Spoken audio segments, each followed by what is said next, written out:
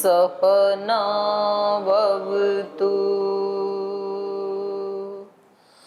सहनौ भुनक्तु सह वीर्यङ्करवावहै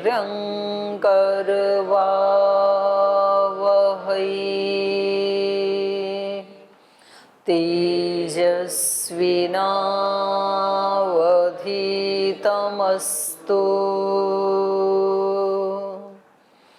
मा विद्विषावहै।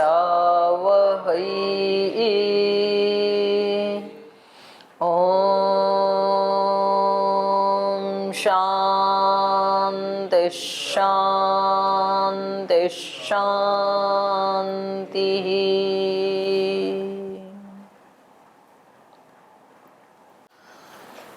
न्याय दर्शन के द्वितीय अध्याय का द्वितीय आह्निक पढ़ रहे हैं। और कल जो प्रसंग चला था, ये वर्णों को और ध्वन्यात्मक दो प्रकार के शब्द हैं, तो उसमें से वर्णात्मक जो शब्द हैं उसको लेकर के पूर्व पक्षी ने कहा था कि वर्णों के स्थान में विकार का भी उपदेश है और आदेश का भी उपदेश है।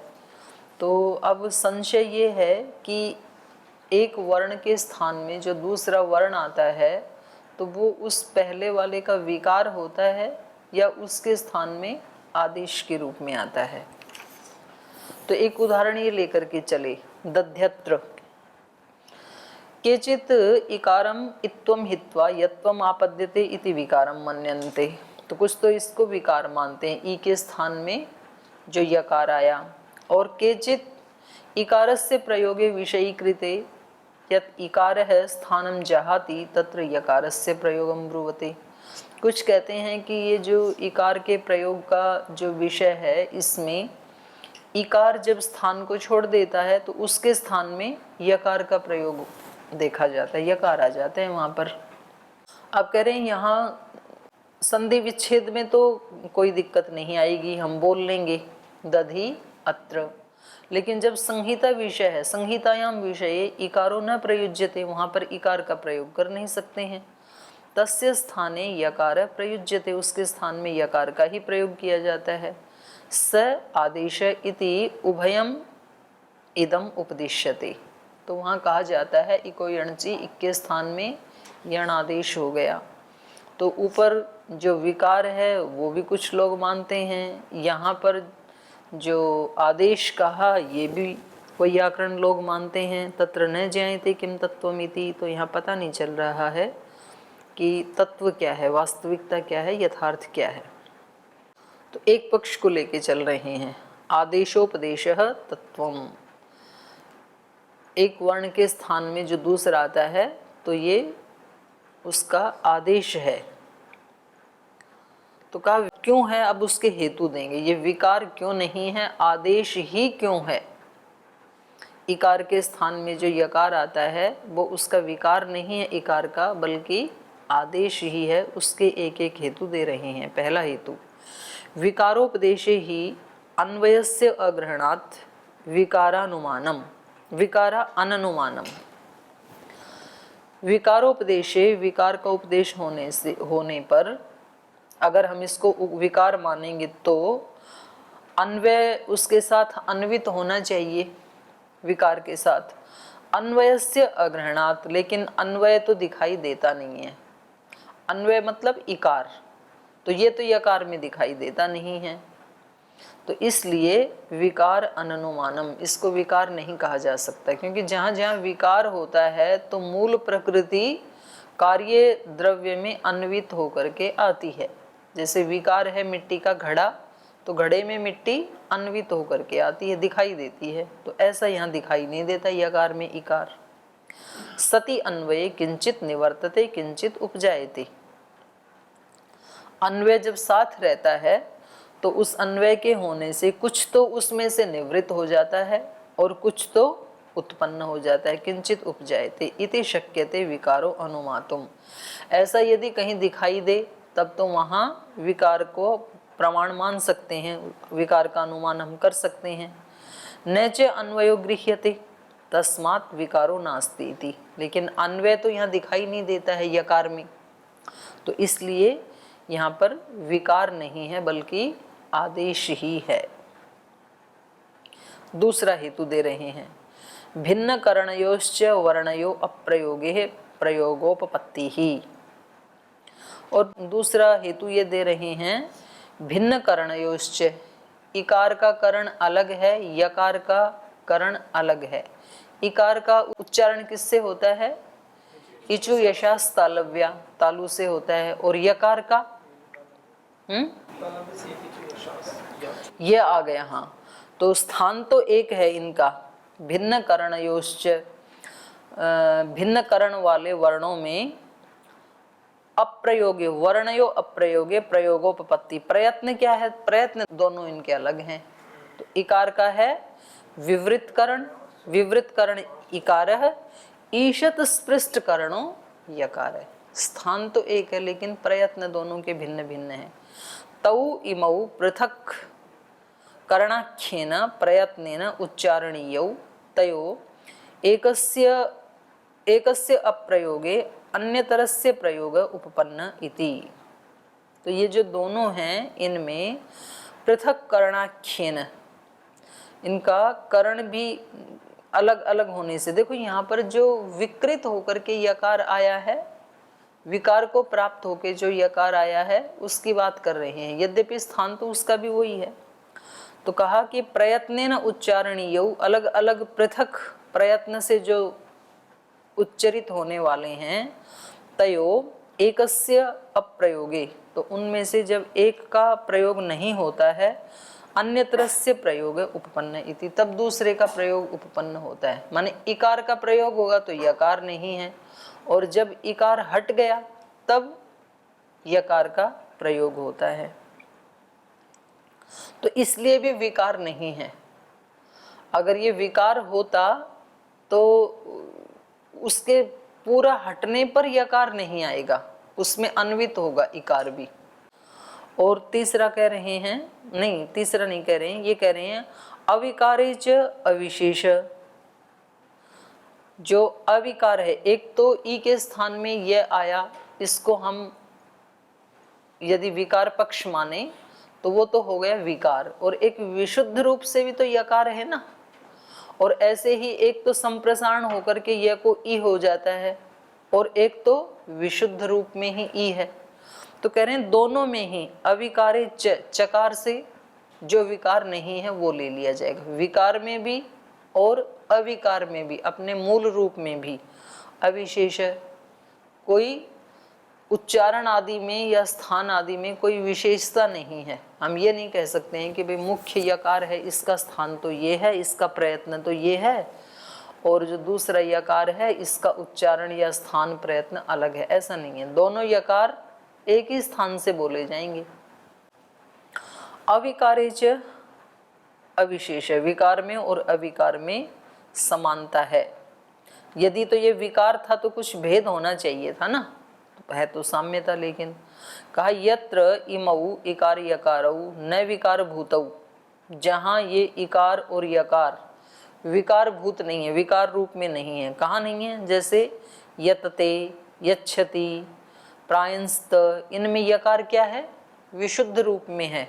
यतते में यकार क्या है? मूल रूप में है। ऐसे ही यच्छति में भी मूल रूप में ही है।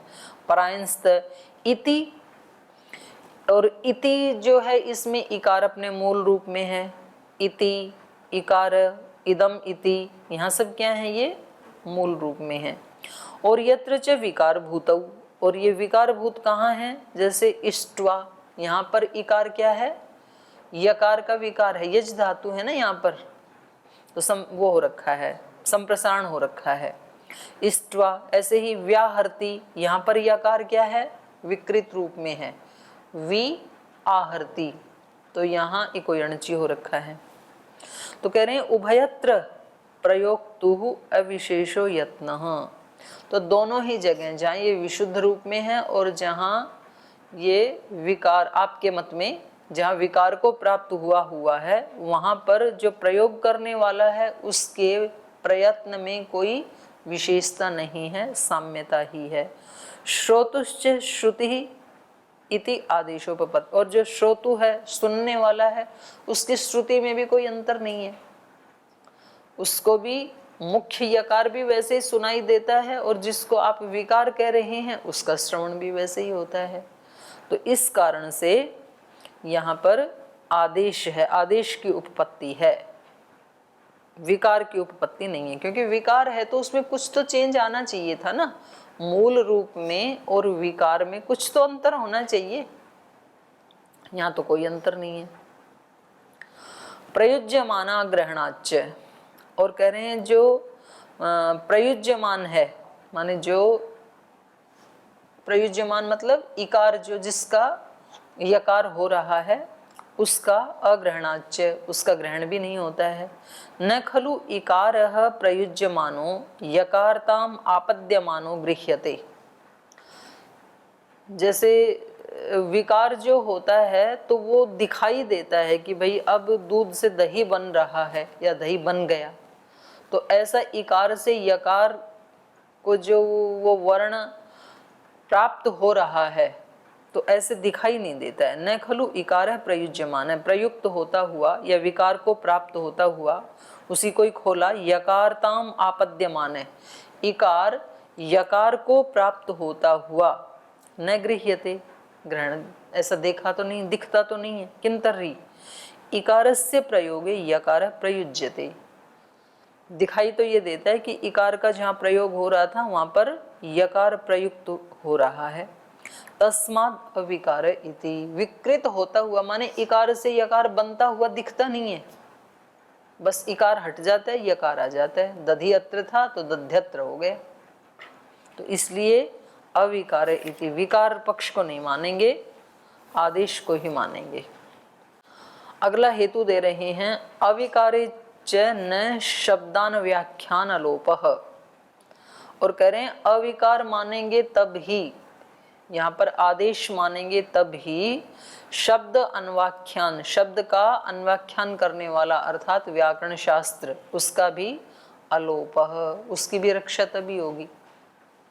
अगर हम यहाँ पर आदेश नहीं मानेंगे तो व्याकरण शास्त्र जो कह रहा है इको यणची, तो उसका तो लोप होने लगेगा, फिर तो व्याकरण शास्त्र का तो कोई प्रयोजन ही नहीं रह जाएगा। तो जब हम यहाँ पर विकार पक्ष नहीं मानेंगे तभी व्याकरण शास्त्र का भी लोप नहीं हो पाएगा, माने उसकी भी रक्षा होगी, वो भी असंगत नहीं होगा। न विक्रियन्ते वर्णा इति, वर्णों में विकार नहीं होता है। न च एतत् अस्मिन् पक्षे शब्द अन्वाख्यानस्य असंभवो येन वर्ण विकारम प्रतिपद्येमहि इति। तो कह रहे हैं जो ये पक्ष है वैयाकरणों का, न विक्रियन्ते वर्णा इति, वर्णों में कभी विकार नहीं आता है। एतस्मिन् पक्षे, इस पक्ष में शब्द अन्वाख्यानस्य असंभवो न, शब्दों का जो अन्व्याख्यान किया है व्याकरण शास्त्र में वो भी असंभव नहीं होगा। ये न वर्ण विकारम प्रतिपद्येमहि, जिससे कि वर्ण विकारों को प्राप्त हों, तो ऐसी स्थिति नहीं आएगी। न खलु वर्णस्य वर्णांतरम कार्यम, तो इस सारे हेतुओं को देते हुए निष्कर्ष ये निकाला कि वर्ण के स्थान में जो वर्णांतर आता है वो उसका कार्य नहीं है पहले वाले का। न ही इकारात यकार उत्पद्यते, इकार से यकार की उत्पत्ति नहीं होती है, यकाराद व इकार न, और न ही यकार से इकार की उत्पत्ति होती है संप्रसारण आदि में। पृथक स्थान प्रयत्नोत्पाद्य ही इमे वर्णाः तेषाम अन्योन्यस्य स्थाने प्रयुज्यते इति युक्तम, क्योंकि पृथक स्थान और प्रयत्न वाले ये जो वर्ण हैं तेषाम उनमें अन्योन्य से स्थाने, एक वर्ण के स्थान में दूसरा स्थान प्रयुज्यते इति युक्तम, प्रयुक्त होता है, यही मत ठीक है, आदेश पक्ष ही ठीक है। एतावच्च एतत् परिणामो विकारः स्यात्, कार्य कारण भावो वा उभयं च नास्ति तस्मान्न सन्ति वर्ण विकाराः। तो कहा एतावच्च परिणामो विकारः स्यात्, तो ये ही हो सकते हैं विकार। विकार का मतलब या तो कोई रासायनिक परिवर्तन होना चाहिए विकार का, मतलब उसको विकार कहेंगे, जैसे दूध से दही बन जाता है, और या तो फिर कोई भौतिक परिवर्तन होना चाहिए, तो दोनों ही नहीं है। एतावच्च एतत् परिणाम विकार स्यात् कार्य कारण भावः, या तो उसमें कार्य कारण भाव हो तो उसमें तो भौतिक परिवर्तन होता है, जैसे मिट्टी से घड़ा बन जाता है, तो ये दोनों ही नहीं है, या फिर इन दोनों में से कोई भी हो, कार्य कारण भाव भी नहीं है। उभयम च नास्ति, तो यहाँ तो दोनों ही प्रकार का विकार नहीं दिखाई दे रहा है, ना तो कोई रासायनिक परिवर्तन दिखाई दे रहा है, ना तो कोई कार्य कारण भाव ही बन रहा है। तो इसलिए तस्मात् न संति वर्ण विकाराः, इसलिए यहाँ वर्णों में विकार पक्ष सिद्ध नहीं होगा। और जो वर्ण के स्थान में विकार होता है, इस पक्ष को तो पूर्व पक्षी लेके चल रहा है, लेकिन पूरा जो वर्ण समुदाय है अर्थात पद, तो पद के स्थान में तो विकार नहीं होता है, इस बात को तो पूर्व पक्षी भी मानता है। वो भी कह रहा है वर्ण समुदाय विकार अनुपपत्ति वच्च, वर्ण विकार अनुपपत्ति।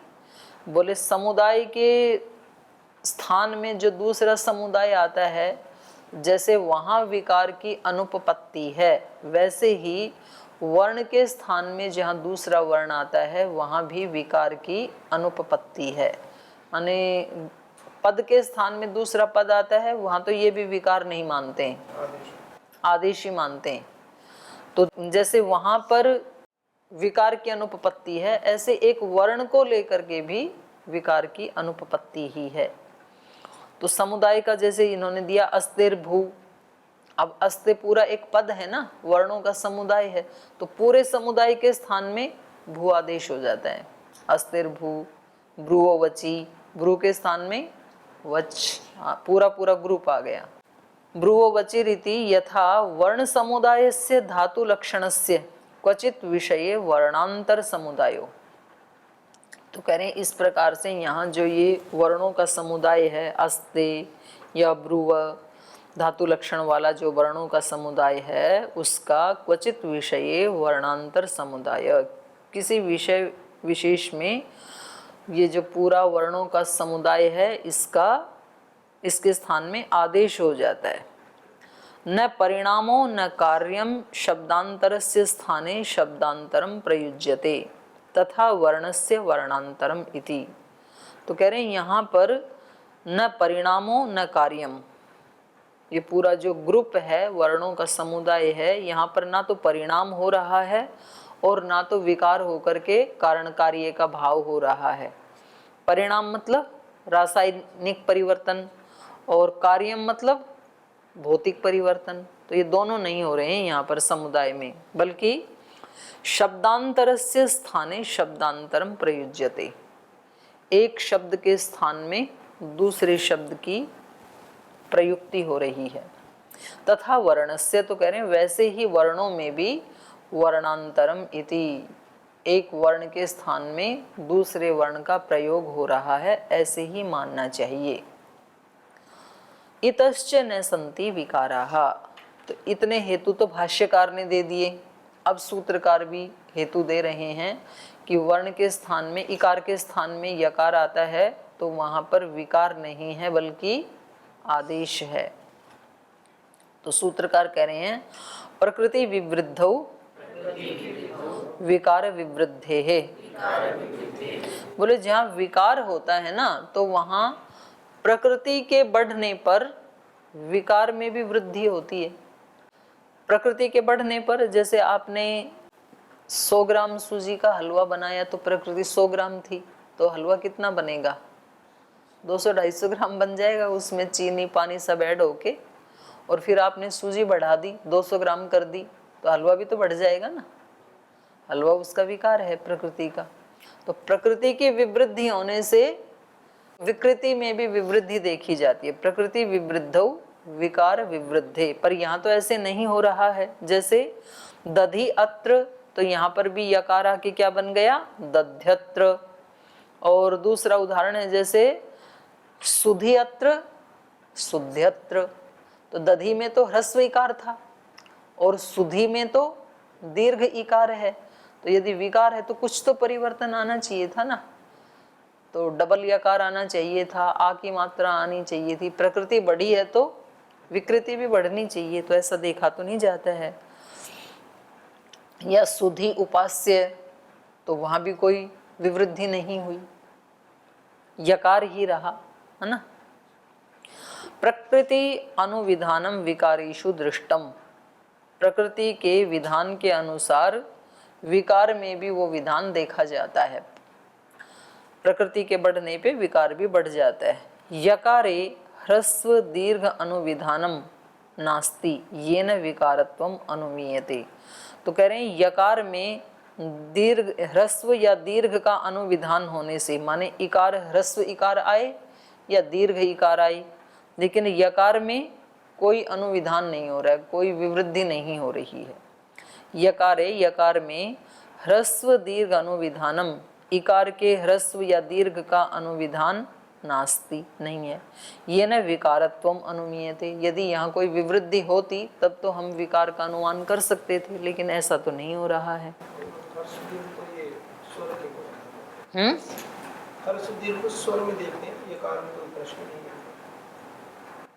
नहीं, यकार भी तो आ हो जाना चाहिए था ना, जब सुधि में बड़ा ई है तो यकार भी तो आ हो जाना चाहिए था। दध्यात्र ऐसे होना चाहिए था, थोड़ी तो विकृति बढ़नी चाहिए थी। उस स्वर में तो जैसे बढ़ जाती है, अरे भाई आप तो व्याकरण जानते हो इसलिए है, ये तो पूर्व पक्षी है ना, तर्क की दृष्टि से कह रहे हैं ना। ये सामान्य नियम क्या है, यदि विकार मानते हैं आप तो प्रकृति के बढ़ने से विकृति भी बढ़ जाती है। तो यहाँ प्रकृति बढ़ी, दीर्घ इकार आया, तो विकृति में कुछ तो परिवर्तन होना चाहिए था ना। ये इनका मतलब तर्क की दृष्टि से कह रहे हैं, ये है तो सिद्धांति की ही बात, पर उसी के भाषा में तर्क कर रहे हैं, पूर्व पक्षी की भाषा में ही। यदि आप विकार मानते हो तो विकार का तो ये नियम है, प्रकृति बढ़ेगी तो विकृति भी बढ़ेगी। यद्यपि ये सब जगह लागू नहीं होगा, ये अगले सूत्र में खुद ही कह रहे हैं पूर्व पक्षी, पर एक तर्क की दृष्टि से कह रहे हैं बस उसको, है ना।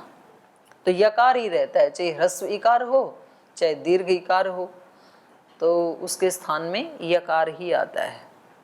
तो इसी के ऊपर अब पूर्व पक्षी कह रहा है, वो कह रहे हैं न्यून सम अधिकोपलब्धे विकाराणाम अहेतु। कह रहे हैं विकार में आप ये नहीं कह सकते हो कि जहाँ जहाँ विकार होगा तो प्रकृति के बढ़ने से निश्चित रूप से विकार में वृद्धि होनी ही चाहिए। बोले कहीं कहीं तो विकार में न्यूनता दिखाई देती है, कहीं कहीं विकार प्रकृति के सम होता है, समानता होती है, और कहीं कहीं प्रकृति से अधिक भी हो जाता है। न्यूनता कहाँ दिखेगी आपको प्रकृति की? दूध था 5 लीटर और उसका खोआ निकाला तो कितने किलो निकलेगा? 500 ग्राम निकलेगा 100 ग्राम निकल जाता है लगभग 1 किलो में, 1 लीटर में। तो दूध का तो कढ़ाई भरी हुई थी और मावा थोड़ा सा, तो न्यून हो गया ना। प्रकृति के बढ़ने से विकृति तो बढ़ी नहीं, बल्कि क्या हो गई? न्यून हो गई। विकार तो हुआ, दूध से मावा बना विकार है, लेकिन हमेशा बढ़ेगा ऐसा नहीं है। तो कभी कभी न्यून भी होता है, कभी कभी सम रहता है। जैसे घड़ा बनाया, मृतपिंड जितनी मिट्टी थी उतना बड़ा घड़ा बनेगा, मृतपिंड छोटा है तो छोटा घड़ा बनेगा, बड़ा मृतपिंड है तो बड़ा घड़ा बनेगा। तो समान ही रहता है उसमें। और कहीं ये विकृति तो है, मिट्टी की विकृति है ना घड़ा, तो कहीं तो विकृति न्यून होती है, कहीं तो समान होती, कहीं तो अधिक होती है। जैसे आपने गेहूं का या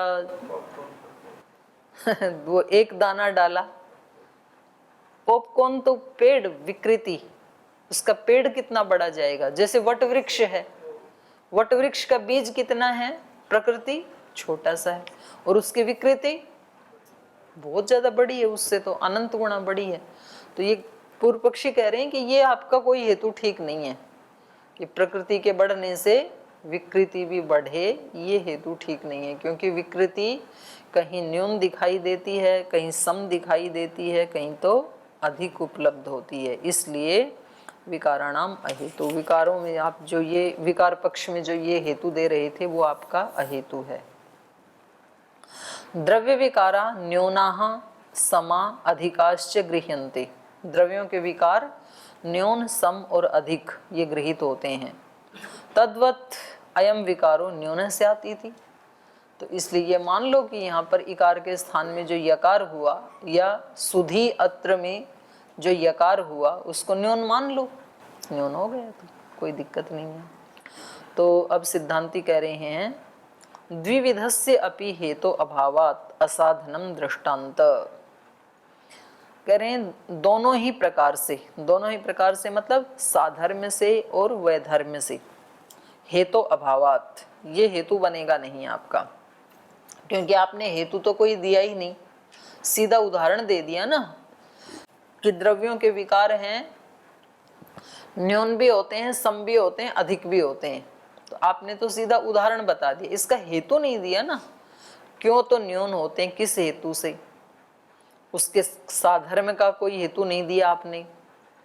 जैसे आप न्यूनता का उदाहरण दे रहे हैं, जैसे मावा का उदाहरण दिया, तो इसमें पहले तो प्रतिज्ञा करें हम कि प्रकृति से विकृति न्यून होती है, उसके बाद हेतु दें, उसके बाद उदाहरण दें।